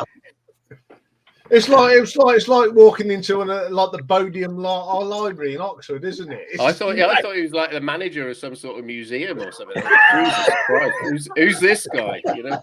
Yeah, I don't know what you're on about, Stevie. This is like being in the Bodiam Library, isn't it? And he seems to know where everything is. That reminds me nothing about records. Like my granddad's junk shop, we called it. But he wanted a certain bulb or a certain nail or a screw. He knew exactly where it was. And when he died, we had to sort through it. And I said to his brother, my great uncle, I said, "How did he ever find stuff through this?" Okay, I rushed down. I also got help for a couple of quid. And just tell me if you think this is a reasonable price, okay? I haven't got much Bowie, and I hadn't got this one, so this is Scary Monsters. It's actually $10.99. Yeah, so that's about right. Yeah, it's Yeah. good. I play that. Yeah, good price. Okay, all right. Thank you. Thank you. I posted a photo of a Bowie single yesterday for the equivalent of $1,800 US in a Japanese record store for changes at Andy Warhol, a test pressing for $1,800. And I think I'm going to do a little video about all these super expensive records here. It's off the charts. Yes, Rob. Finger. Yes. I'm thinking of doing a video about channels in crisis. I wonder how things are going over on those channels. My channel's doing great, Rob. I'm just producing some really fun content, lots of tight editing, and I think I'm going to do a video dedicated to you. I really am. I think I'm going to do a video doing my favorite British channels. I think that's a good. Do a grading video. Do another grading video, Michael, of the UK channels. Yes. I'm seriously considering doing a video of 10 vinyl community channels that I want to send to a desert island. And I don't know what you're laughing for, Michael. Yeah, I know.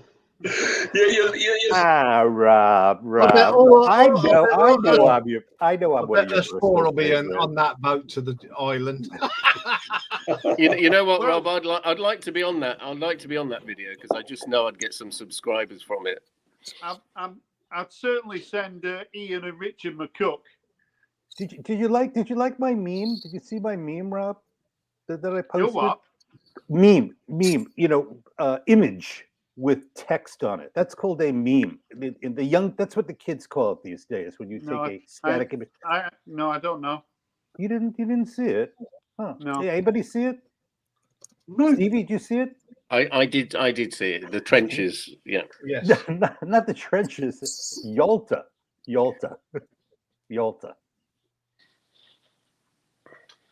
Everybody's quiet. Mike, did you see it? Sorry? Me. Not everybody's understood it, obviously. Was it? What is it? Yes. Is it another plea of sort of attention? I've missed it a little bit. Well, your granddad Nick's in the house. Attention to me? I don't think so. Hi, Nick. It was, it's a famous photo of Yalta, with Stalin and Churchill and Roosevelt. And Churchill and Roosevelt are not looking very happy. And actually, Stalin's not looking very happy either. And that's kind of like the compromise that was made. I've got a serious question for Michael. Yes. You're interrupting my story, though. But I think you know where I'm going with it. Is the rumor true that you're considering closing your channel down? Oh, not at all, Rob. Not at all. It's going gangbusters. Gangbusters. Do you know that? Where did you hear that rumor then, Rob? Sorry, Mike. Since I went on to Michael's channel, the fellow in Dusseldorf, my sub numbers have increased exponentially, and my view time has increased exponentially. So what I'm figuring out is that there's more play with people who actually buy and like music than the people who bitch about music. And so there's a big difference there. What do you think about that?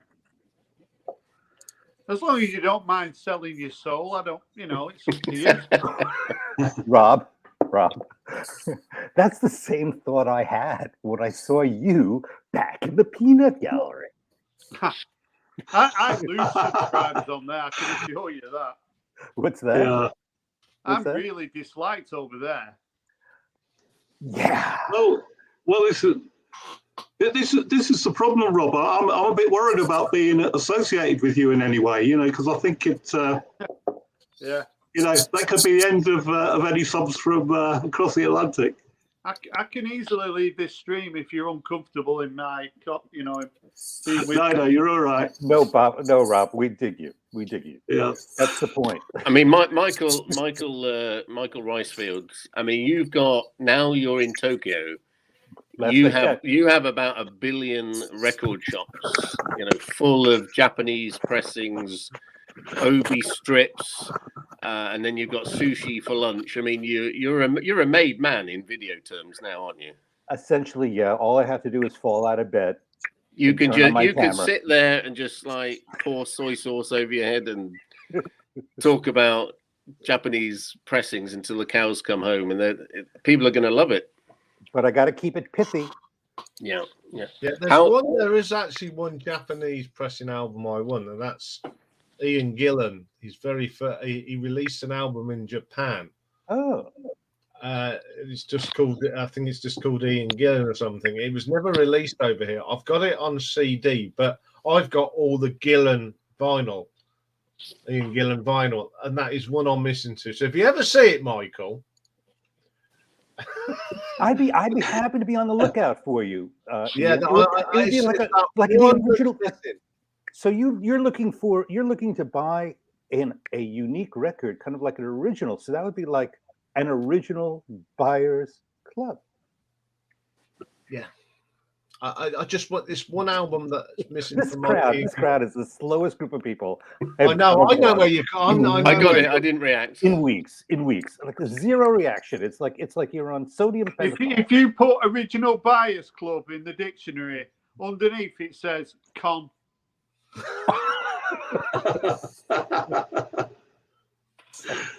Yeah. One for Rob. So you're going to say something before Rob?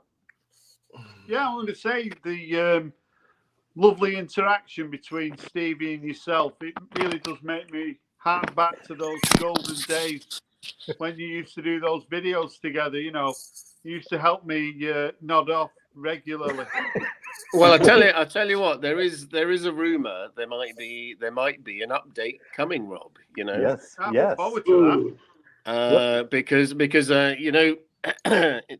you got to be a bit sensitive to Michael Ricefield, because he's just had his last stream, due to popular demand, has now ended because of circumstantial commitments and stuff. I mean, I've been on there from another country, pouring my sweat out, pouring with sweat. I've actually given bodily fluids over to his live stream. And it's come to an end. So let's just be, let's be a bit respectful. He's a bit down, and that's why I said maybe we should resurrect the old. We'll do an update on our video. Michael, what? Yes. What was the reason that's come to a halt? Is that just the people you were doing it with weren't available, or was it just such a tired format?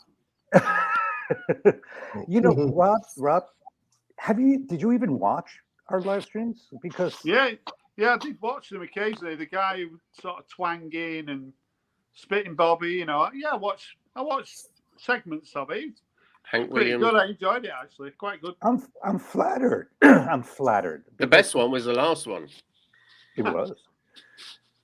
Well, I mean that in a nice way. A multitude of reasons. Right. Multitude of reasons. But I want to do other projects.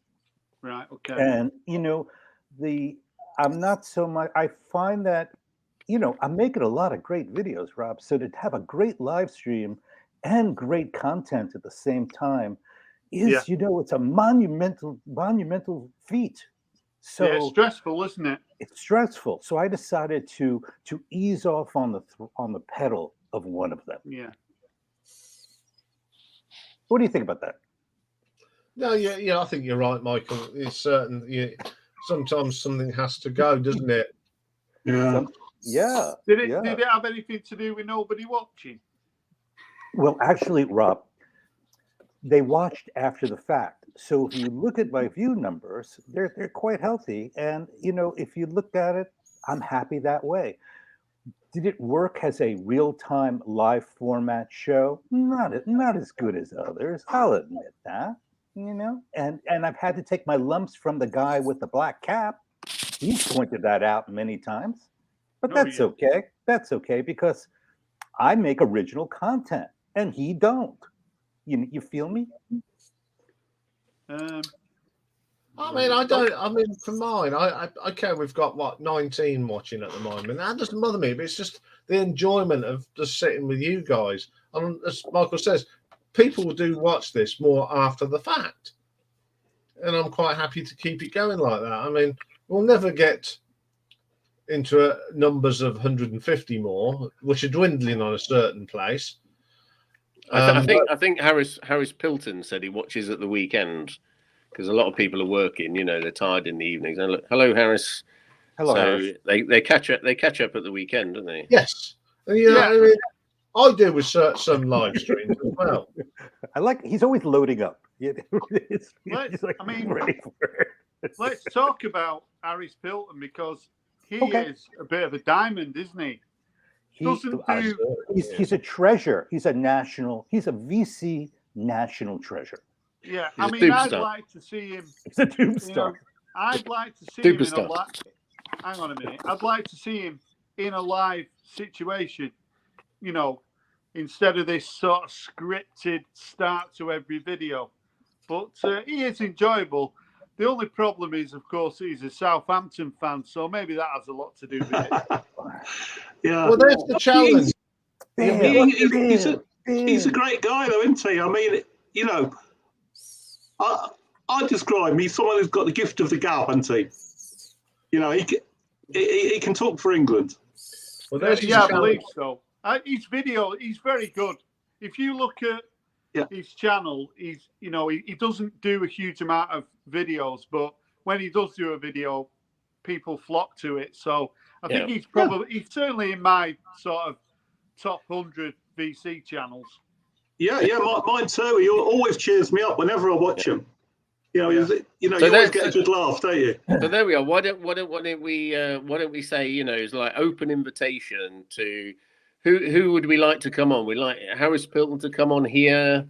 Who else would we like to come on? That's a challenge. Come on. I know you're watching this at the right weekend. You're more than welcome to come up on a Thursday when you're free. If you're ever free on a Thursday, you're more than welcome to come and join in. And that's a yes from me. Who else do we like? Yeah, who else? Jimmy Barnes has been on. He's in the gallery. Come on, Jimmy. People we like. How about Berwickshire Mike? I haven't seen him live. Let's get him live.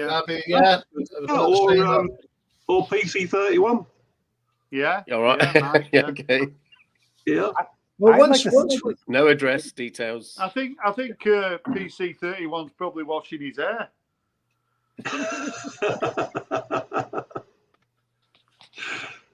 Yeah. I'd like to see Static Traveler again. Let's see Static Traveler join us. Yeah, that would be a lot of fun. I miss him. Yeah. Don't you miss him, Rob? Not really. No, I think it became a little bit tedious. His daily attacks on me. I got a bit fed up of it. I'm not going to do who I don't want to see on my channel because I might upset a lot of people. He's all right, Alan, though, because when I put stuff on Instagram, he watches it, so he's okay. So he's there. We love you, Alan. We're really sending our love to Alan. Yeah, we love Alan. It's a shame, really. I don't know whether personal circumstances or anything, but he brought something different to the vinyl community, and there's not many people like that. And he's certainly someone who I thought was, quite original. A little bit like Stevie, really, apart from the hat. He brought cutting judgment. There you go. Is that better? Yeah. Right, if anyone wants to come up, I'm sure Dave will drop out. I mean, he's busy typing away. So if anyone, yes, I am. If anyone wants to come up, while you're thinking about coming up, let's have another bit of records. Okay. Yes, please. Okay, music for pleasure. Ooh. Coming in $3.99. Make me big. Is this any good? There you go. Oh yeah, don't think so. Oh yeah, Jimi Hendrix. Music for pleasure. Track listing $3.99. Any good? Yeah, it's good. Okay. Also, I'm getting a bit of Stones in. What's this? Goat's Head Soup? Is this one? I like that. One of my favourites, that is. Yeah, I like that. Absolute classic. Another one I haven't got. And that's coming in at a tenner. That's a tenner. That's all right. That's a fair price. That's really good condition, actually. So good price, that. Quite good for that. Okay. Now, this is a mono. This was $1.99, right? Yeah. Catching up on the Stones. Tell me if this is good value. $1.99. Yeah, it's good. That. It's got to be on top. It is $1.99, and is that an original pressing? It's original mono pressing, but I don't know if you can read that. No. Aftermath Mono UK original. Record appears to be unplayable and so priced for cover only. Yeah. Right. Have you tried to play it? Well, it's some of it looks deeply scratched, but some of it is playable. But I think I might have a go at stereo. What's your budget, Stevie? That was $1.99 as well. So, well, my budget is very low, very low. No, it's not very low because you've shown us sort of quite a few quid's worth, haven't you, tonight? Well, I got 400 quid decorating, so I thought I'd treat myself. Is that all right, Rob? Yeah.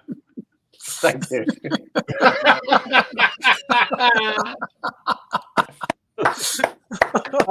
Brilliant, Michael. Yeah, just neglect your host, Michael. You know, why not? Yeah, what about loving Iain? Oh, Jesus. Yeah, cross it out. Cross out Rob Walker. Right, I've got to leave you now, I'm afraid. I've only got 68%. What's more important than this? I'm on my last 68%, so I'm going to have to go. See you later.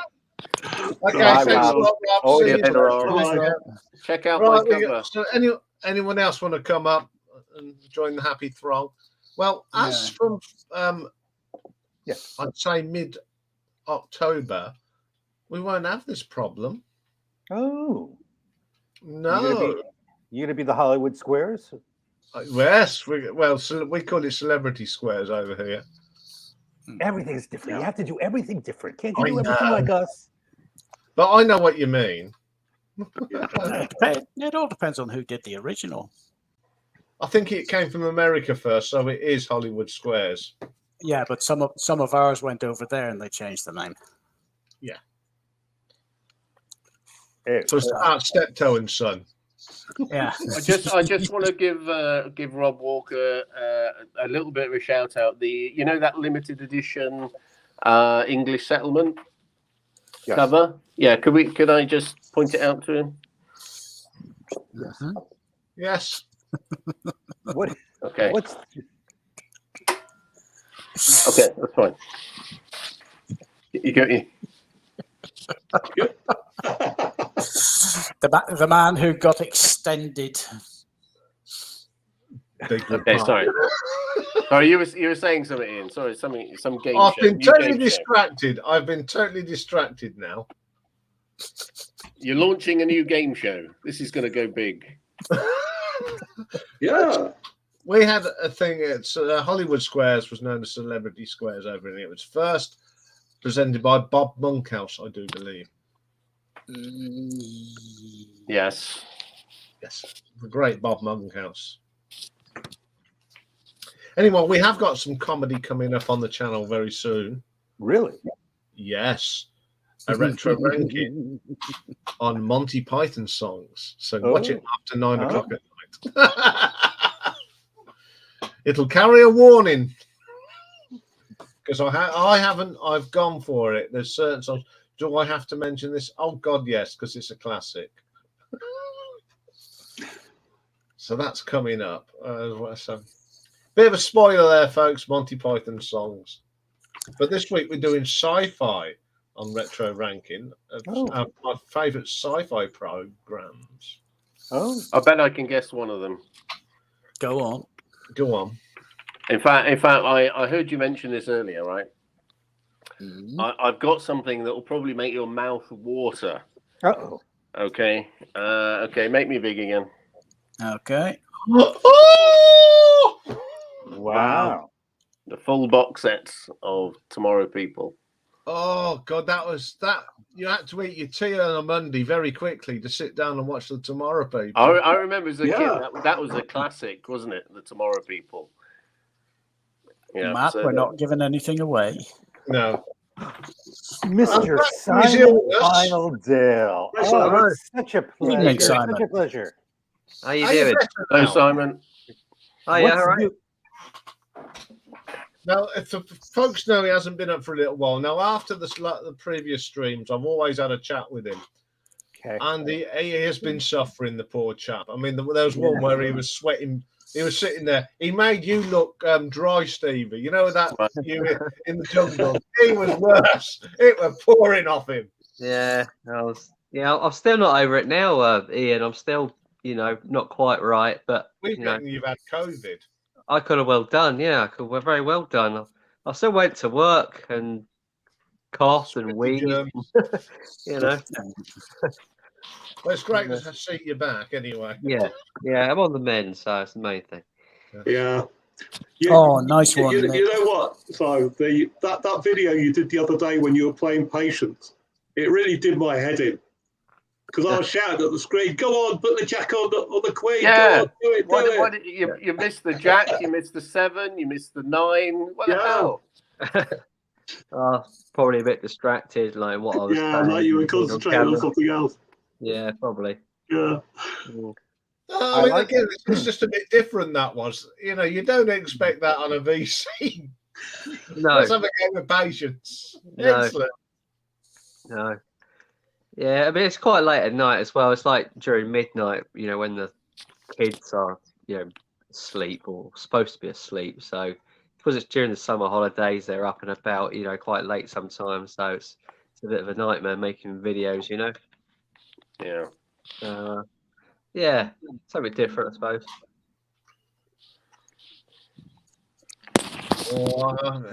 You can go to a charity shop, Stevie. Is that a recent? This was a huge score on a charity shop. Nice. Right, I'm just going to disappear for a minute, folks. Okay. That's the last one. So, okay. Yeah. Yeah. Well, when did that come out, Stevie? I think I was at school when that was on telly. It was. I can remember being a young boy when it was on. I'm trying to look for dates, but I haven't got my glasses on. It's got to be 66, 67.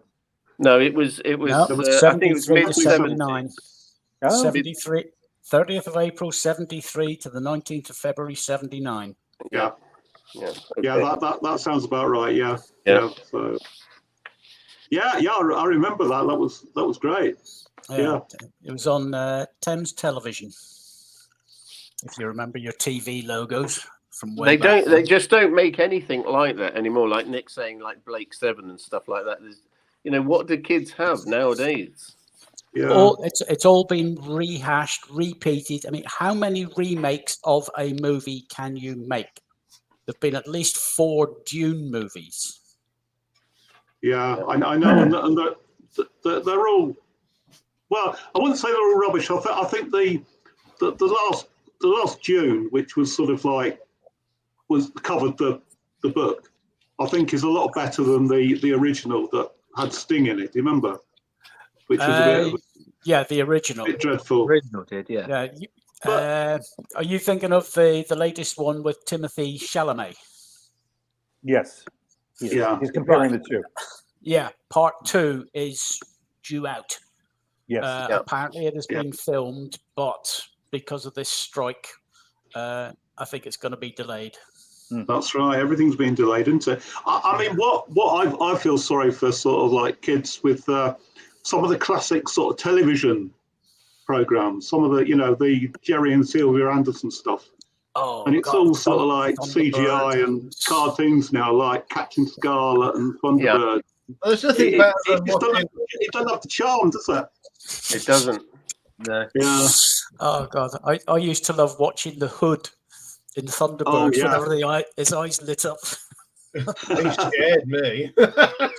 That was the whole point of it. Yeah. And then the original Doctor Who's. Yeah. Yes, you could see wires hanging left, right, and centre, but it was fun. Yes. Yeah. Can you make me big, please? It's your show, mate. There you go. This is what I've just found. I mean, I brought this a little while ago, but here's one that everyone must remember. Oh, yes. Oh, yeah. You've got to fight for what you want and all that you believe. It's just the whole shebang. Ding, ding, yeah. Ding, ding. For that. But these two I actually picked up in a pound shop. Brilliant. How's about the remastered Fawlty Towers? Oh, it's all right. Good stuff. Really 12 episodes. All of them, every single one. This is UKVC at its finest. Yes, brilliant. And this for £1. Talking of Monty Python. Ooh. The reunion show. 1 down, 5 to go. Oh yes. And on the back, of course, we've got the Fault. The Fault. Oh, yes. It's I thought I'd show you. Hold on. No, where's Absolutely Fabulous? That's the best show you people produced. Where's that one? Come on, I haven't watched British comedy since that series. Probably the last. I think you'll find there may be another comedy in the future. Ooh. I mean, the amount of comedy that that UK TV produced, I think we've possibly got 3 shows. And they are? To do with comedy. Gotcha. Yeah. I mean, would that have been Speaking of comedy, Simon, that long monologue that you did a few weeks back, that was great. Oh, good. I really did like that, and I think I made some nice comments on it, and but we were a little worried. We thought we might have to do an intervention there. We thought we might. Stevie, what were you saying? I can't remember. Might have to send who over there. I was a bit afraid of making a comment because I didn't want it to be misunderstood, But you seemed a bit down in the dumps. Yeah, I was. Yeah, I was. Are you back? Are you back with us, fella? Yeah, I'm back now. Yeah, I'm back. Good man. Good man. Yeah. Good stuff. Yes, I didn't say too much to you, Simon, but within the community, we were all a little bit concerned about your well-being, mate. Yeah. Because we care. Yeah, I know. Care. I know. VC Suicide Watch. Yeah, I mean, I'm all right. It's just, I suppose on the screen it probably looks worse than what it is. I suppose you know what I mean. Mm-hmm. Yeah, because it's focused on you. Yeah. But you did speak a lot of truths there, Simon. Yeah, I mean, you made some really good points, Simon. I mean, yeah, because I think it's okay, for people like me. I've got nothing else to do all day. I can devote whatever time I like to this, and there's never any time pressures. But I remember what it was like when we had little kids, and your life's not your own, is it? Half the time. No, it's not. Yeah. No, it's not. Especially with cost of living, you know, upon us, you know, as a family. I mean, I know it's hard on everybody, but you know, it's just very difficult, isn't it? You know, and you're trying to sort of keep going, making content, and you want to kind of buy records, and it's a lot of, it can be a bit of a pressure, you know.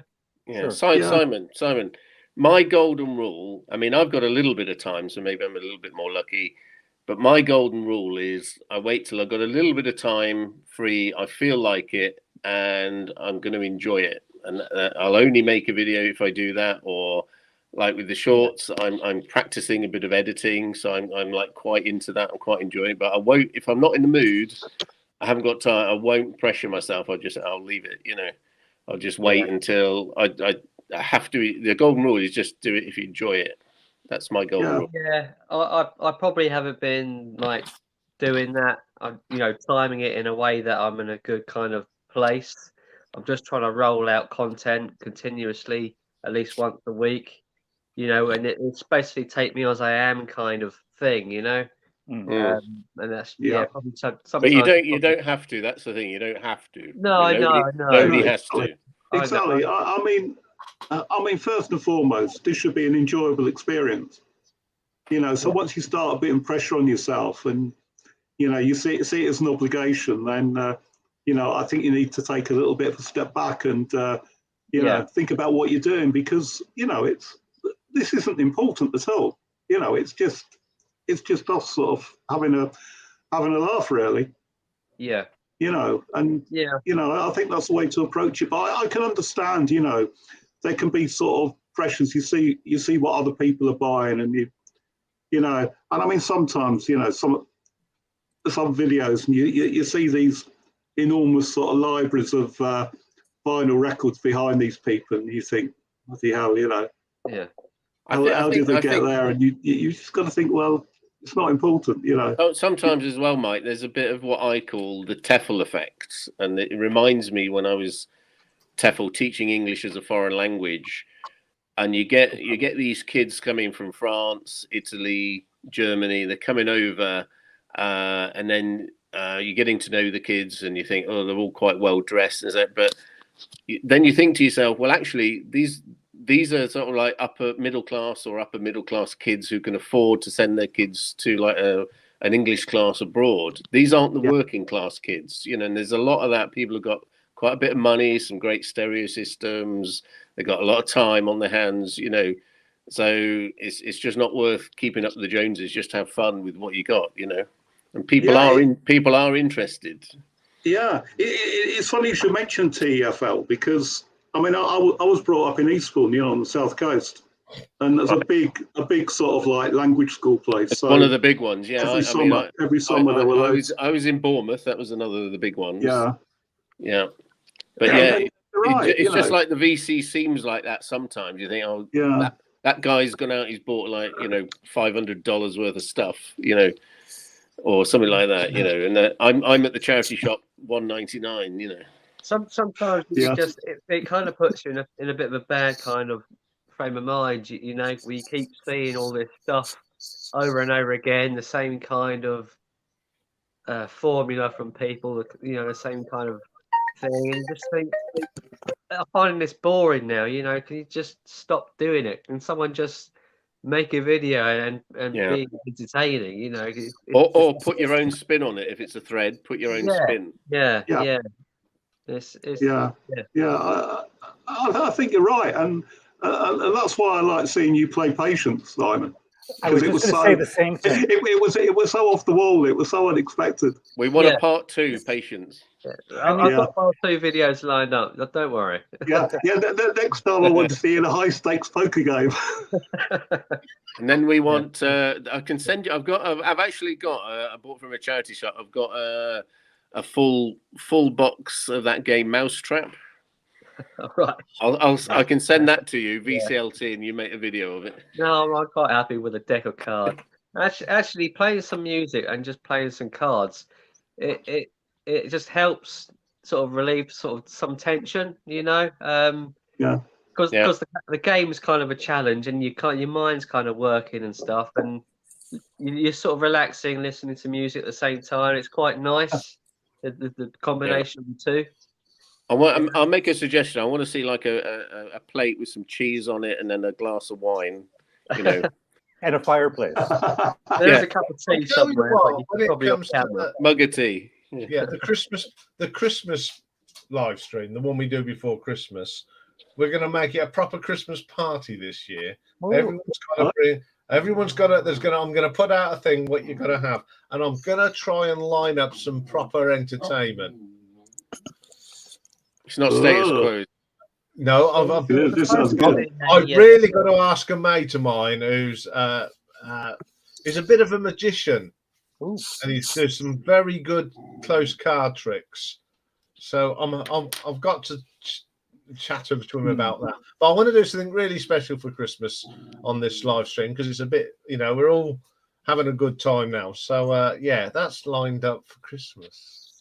But going back, what Simon's saying. I mean, this weekend when I did this thing, this status quo thing, I wanted to produce something a bit different from what I normally do. And I think I would go out on the limb here. And I was so worried about, I used green screen for the first time ever, right. which people say you did all right. And the quality of the sound I got and everything. And I sat and watched it myself today, and I really enjoyed it. And there's nothing like blowing your own trumpet, but I was so chuffed with what I produced. It was a level up in quality, I have to say. Do you know what I really loved? I wasn't in it. Ian, do you know what I really loved? I think you had a badge. You made yourself a badge or a sticker for your show. Your live stream on your video, on your it was on your jumper that you had like. No, that's the T-shirt. That's one of my T-shirts. Right, you have a swag shop. I've got a Brett on Redbubble. You can get all my merch on Redbubble. My goodness! That's what you buy if you win the Battle Royale. You're getting a T-shirt with our Rocky on it. Are you going to ship to Japan? I will ship it anywhere in the world. This sounds worse than sounds worse than Concert Buddy. No, but if you get to the semi-finals, you'll get a mug anyway. Oh God, the mug's going to cost more to ship. Probably, but right here, your logo right here. You see it? It'll be my next video. It'll be right there. Right there. I'll drink it on Michael 45. That's going to cost a fortune to send to Japan. I'm going to drink it on Michael 45's live stream right there. Anyway, and at the moment we're still limited to 2 hours. It's great to have everybody back after last week's break. Thank you very much to the Obscurians. Oh, there we go. A little Mark mention for Simon. Yeah, we do love Simon. Yeah. Monty Python. Hang on, we got to do something for the thumbnail. So. Oh wait. Okay. Yeah. But there's your thumbnail. That's thumbnail sorted. Excellent. That thumbnail idea, by the way, was from Stevie, and I think what a great idea. I think it has been tried elsewhere, Ian. I've got to be honest. Yes, but I'm always open for ideas, and that one was a great one. So thank you very much, guys. That's Mike, Michael, Stevie, Simon, and Dave. See you all next week. Yeah. Take care. Be safe. See you all next week. Bye. Bye. Bye. Bye. Bye. Bye.